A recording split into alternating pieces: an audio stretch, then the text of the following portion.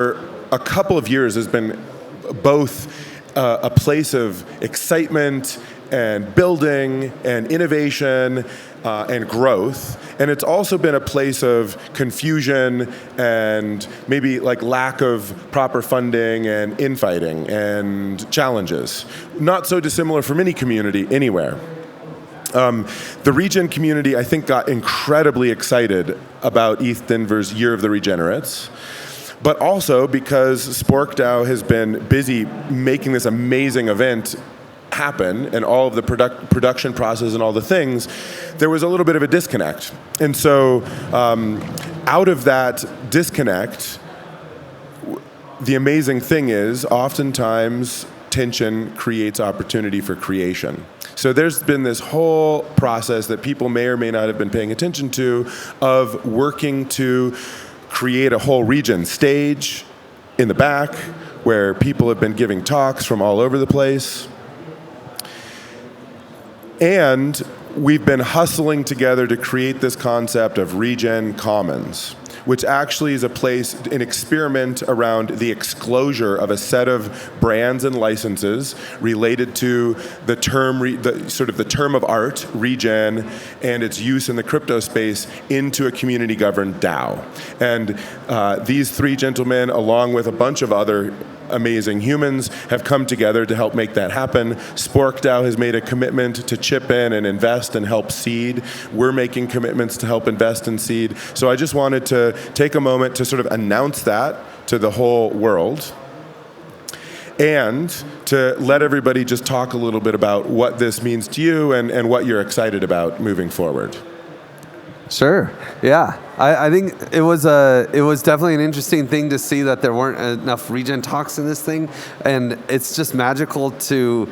I understand why there was 40 different people that were from the community picking talks on merit, but out of all that drama, to see something like this magically evolve out of it is pretty fucking cool. So hats off to you, Gregory, and everyone involved to actually make this into something really, really cool. For me, just trying to commune around the word regen and what does regen mean is a challenge, right? I think it means something different to everybody. And so you even have someone stewarding the regen brand is it's important. And it's sad because there's a lot of drama around trademarking, and it doesn't always feel clean. But in the end, especially in crypto, we had to get the trademark on Giveth so we can take down scammers. And it's just the reality of the world we are in. So to have that actually managed by a community, I think is really the way to go.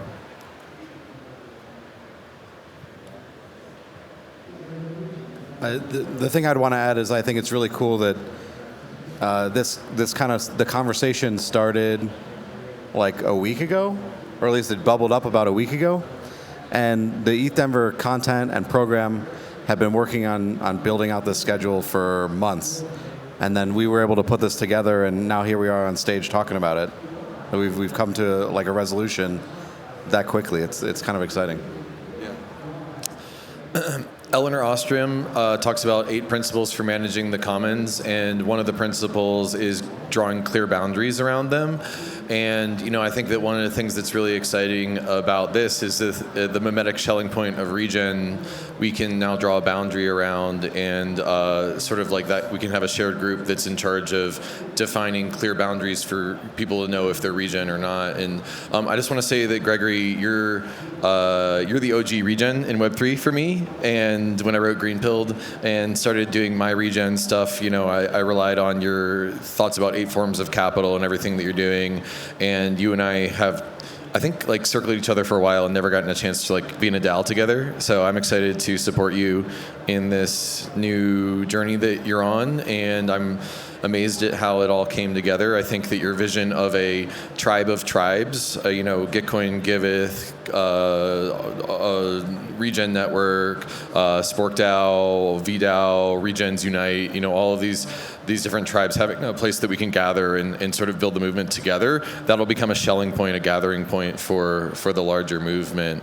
And so I'm excited to support you all. Like, it starts with the enforcement and the commons thing, but I think it actually becomes like a social Schelling point after that, and that becomes really cool. Yeah, thank you. Well, and what's really exciting to me is, the agility and support that SporkDAO has shown to sort of like help, basically, well, you are invited actually. So let's build. And so the shift from kind of like a zero-sum game feeling to a win-win feeling is really exciting.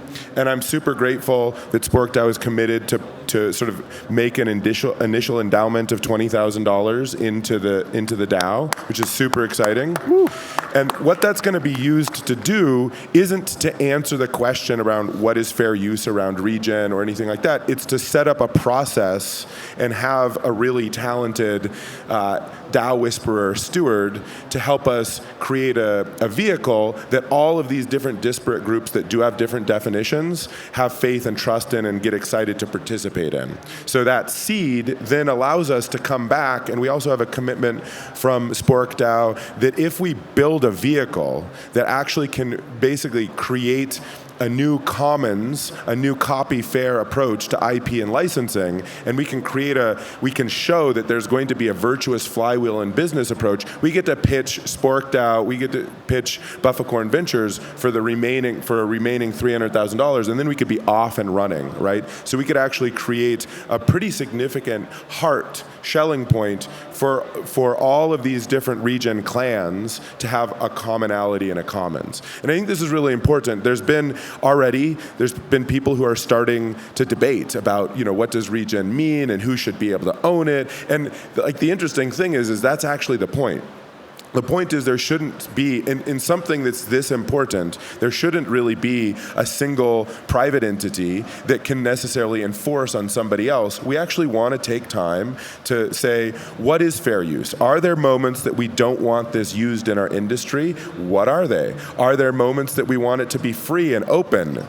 So it's a really interesting process, I think, and my hope is that it actually does create a deep synergy between a group of actors who up until now have been friends and who have been sort of like, hey, you're doing really cool things, what's going on? But we haven't quite found the win-win, out-cooperate the competition moment, and I'm hoping that this is that's what's taking place.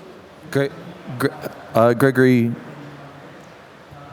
Gregory, I guess I'm curious if we could get really mechanical about what the terms of this deal are, because I had thought that you said that there was a $300K verbal commitment, and $200K or $20K just doesn't seem like it's enough to do all the legal work and all of the free labor that will come along with this. And I also, what does it mean to have the opportunity to pitch Bufficorn Ventures? Why would they want to invest in a Regen Commons DAO? Aren't they a VC? Don't they have to make a 10 or 100x? This new thing about it only being a $20K commitment is new to me in this exact moment. Yeah, well, I think what I've heard and sort of done handshakes around is 20K plus 300K once we get a set of attributes done. But those attributes are sort of like having a solidly operational DAO that does have its shit together when it comes to IP and licensing.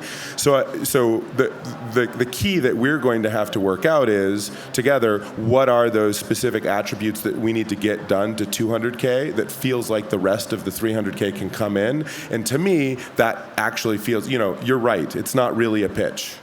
So it's a 300K commitment contingent on the formation of this DAO under something that we call legitimate, but we haven't defined legitimate yet. Yeah, we have to.